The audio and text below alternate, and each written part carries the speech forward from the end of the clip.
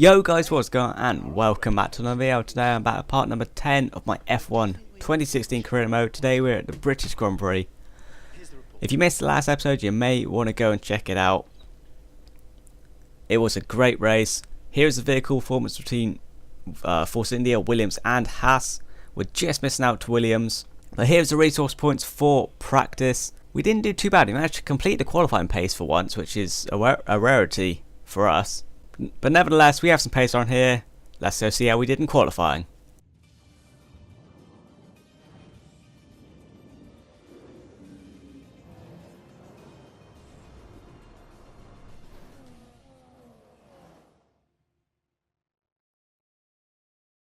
Welcome to this afternoon's qualifying session here at Silverstone for the British Grand Prix. In recent seasons, much talk has been made about tyre wear. Some say it gets in the way of the racing, others say it's always been part of the sport. Are we going to see drivers trying to look after their tyres here, or throw caution to the wind and worry about that when it becomes a problem? Tyre wear is always something you have to consider to a certain degree. Finding a good car balance that suits the circuit will help prolong the life of the tyre, but it's true that some circuits, such as this one, are more challenging than others. How hard you can push them depends on your strategy and how tight the battle is around you.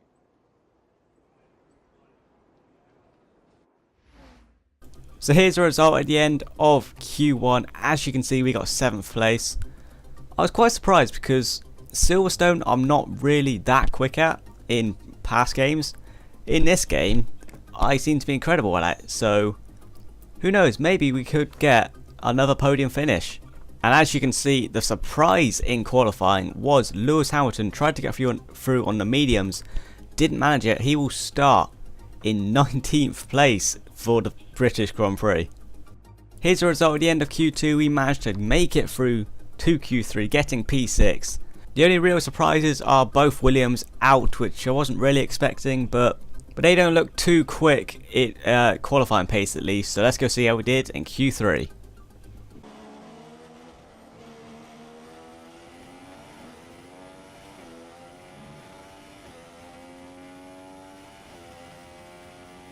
That's P4.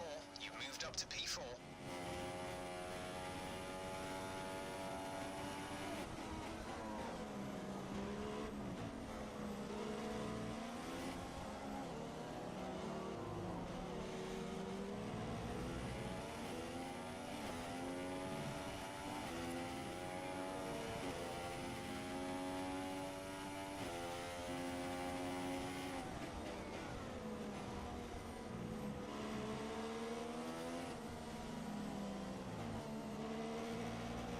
We shouldn't see any rain, but if a storm front does appear, then we'll let you know.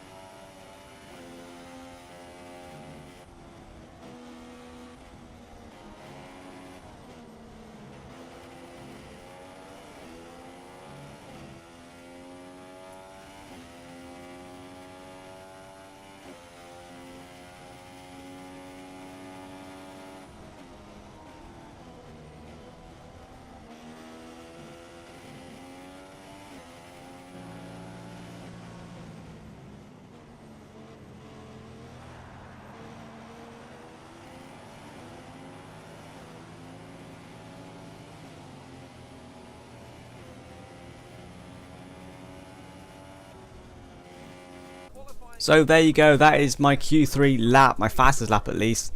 We managed to get P8, which I was slightly disappointed about. I was kind of hoping to out-qualify maybe Carlos Sainz, at least one tour or so. We start in P8 for the race. Let's go see what my team think. Here are the resource points for qualifying.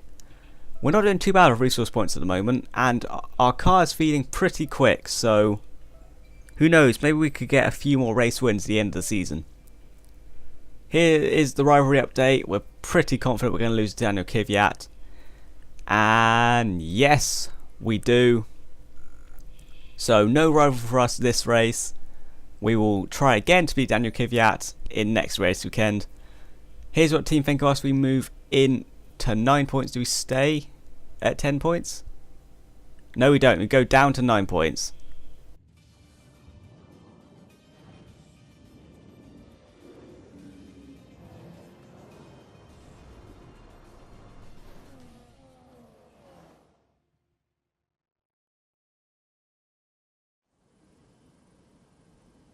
We're right back where it all began. The very first World Championship Grand Prix was held here at Silverstone in 1950, with Giuseppe Farina taking the top step of an all-Alfa Romeo podium. He earned 9 championship points that day on his way to the inaugural title. His winning total at the season's end, just 30 points. My, how times have changed. So let's see who can reach the top step of the modern podium today. Straddling the border of Northamptonshire and Buckinghamshire, the 18 corners of the Silverstone circuit form the 3.6-mile beating heart of Formula One. It's been reinvented over the years, with Turn 1 now the fast right-hander of Abbey, along with 2 DRS zones on the Wellington and Hanger Straights respectively. But the magic of racing is as strong here as it's ever been. With me today is a man who's no stranger to the thrills of Silverstone. He's a past winner here in sports cars, of course. It's our good friend Anthony Davidson. You seem particularly excited for this one, Ant. Is there something you want to tell me? Oh, just looking forward to it, Crofty. It's always a very special atmosphere, and also I started karting in the late 1980s, and I was here for that epic race in 1986 with Nancy and Piquet fighting each other right here in my home Grand Prix. So coming back to Silverstone always means a lot, and looking at the crowd today, it's clear that none of that spirit has been lost.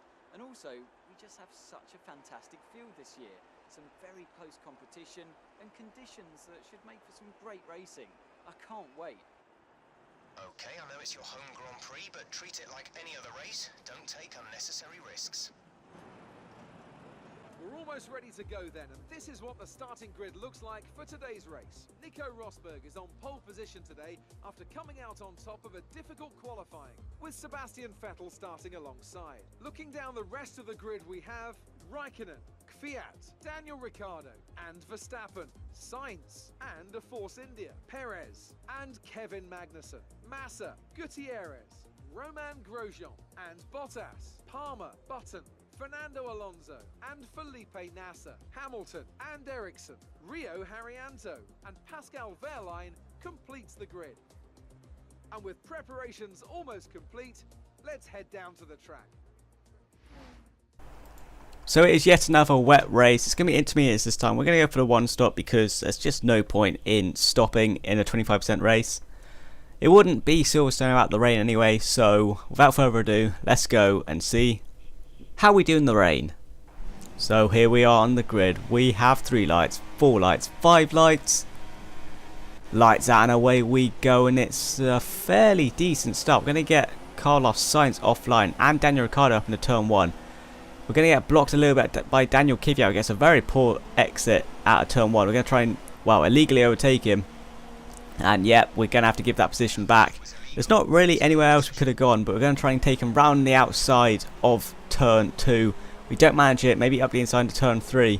And he doesn't really try and make the corner. He leaves us room, but a bit too much room. We take him up the inside for 5th place. But in the next corner, we take just a bit too much curb, and we get a bit of a skid going, and we lose control. Kvyat gets back past us, as does Ricciardo and Perez. We dive back up the inside of Perez, narrowly missing Daniel Ricciardo. We're going to try and take him up the inside round Luffield. And are we going to get a better exit than him? Yes, we are. We retake 6th place in the slipstream of Daniel Kvyat. Are we going to take him around the outside? Of course not. We can't take him around the outside there. We are going to get a better exit than him, though. And are we going to take him before Max and Beckers? We really don't want to go side by side of him. We are going side by side of him, and he's just drove into the gravel. Just sort of lets us through. So looking on a replay, I leave him plenty of room, and he just decides he carries too much speed, hits the gravel, and just loses momentum. This is on lap 2 now, and yellow flags ahead. Someone has a problem, and it's Nico Rosberg that has retired from the race, which means we're going to be on to P4. Could we go for our 2nd podium in a row here? This is on board with Kimi Raikkonen. As you can see, it's an engine blowout for Nico Rosberg. Come to the end of lap 3 now, and we actually set the fastest lap of the race. We were absolutely flying in these intermediate conditions. On to lap 6 now. Coming into Magnus and Beckett's, we've actually caught the top 3 cars. They really do not seem quick in these intermediate conditions. The AI just have no confidence. But as you can see, we are very quickly catching Max Verstappen. We could potentially take third place. I really don't think we're going to be able to catch the Ferraris. Although if they are battling, we could potentially take advantage of that. We're going to have a look at the inside of Max Verstappen into this corner. Is he going to leave us the room? He wasn't going to, but then he sees us and pulls out of it. We take third place at the Silverstone Grand Prix. On to lap 9 now. You can see we're staying with the Ferrari cars. We just don't have enough pace to actually catch them. As Lewis Hamilton sets an absolutely blistering lap time. And as it was starting to dry up, I just decided to check the race director to see what tyres he was on. He was on intermediate tyres. But he's having 10th place. He's not having the best of races, obviously starting from 19th place, I think it was. But on to lap 10, we are right onto the back of Kimi Räikkönen. As you can see, we are going to try and have a look at his inside, but there was no way we're diving up the inside here. We just did not have the straight line speed to attack the Ferraris, especially when they're slipstreaming each other. Coming to the end of lap 10 now, and you can see Kimi Räikkönen really wants to get past Sebastian Vettel. He tries to go up the inside, and they are really battling. If they have a collision, we could take our second win in a row here. But unfortunately, Sebastian Vettel holds off Kimi Räikkönen. And as we come on to the final lap now, you can see we stayed with the Ferraris, but just not enough pace to actually overtake them. But nevertheless, we're going to come on the final corner to take our second podium in a row at our home Grand Prix. Good job, you did really well. Super driving.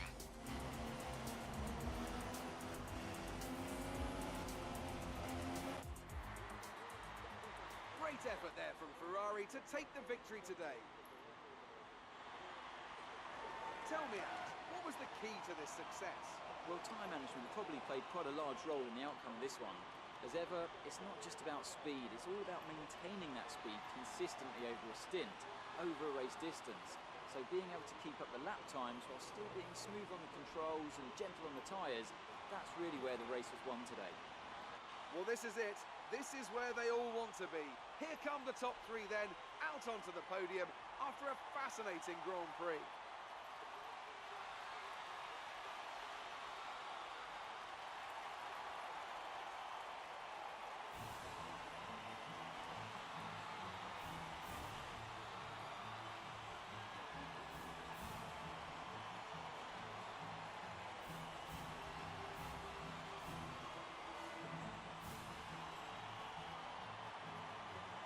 And after this round of the World So there you go, our second podium in a row. I'm not going to lie, we were helped quite a bit by Mercedes. Obviously Nico Rosberg having the engine failure and Lewis Hamilton not making it into Q2. But nevertheless, I will take another 15 points for Force India. Lewis Hamilton in the end actually getting P9, so a decent effort from him. But Mercedes just picking up 2 points. In the drivers, we remain in 7th place, chasing down Max Verstappen. Maybe if we keep up this one, maybe we could get into the top 5 at the end of the season. Who knows? So here are our resource points for the race. Now at this point I'm really thinking about what I'm going to upgrade next. Obviously I have enough. I kind of need a bit more acceleration and top speed to the car. So I'm thinking I'll improve the chassis weight. Here's what the team think of our performance. We're going to be well within 10 points as we exceed all of our objectives. But here's where I decide what I am going to upgrade. And in the end, I will decide to upgrade my chassis weight. Eventually. There we go. We upgrade our chassis weight. Which means I can't quite tell on this screen because it's a bit small. But I feel like after that upgrade, we will be beating Williams in the performance chart. But that's going to be it for this video, guys. If you did enjoy, remember to smash the like button and subscribe if you're new on here. And until next time, guys. See ya.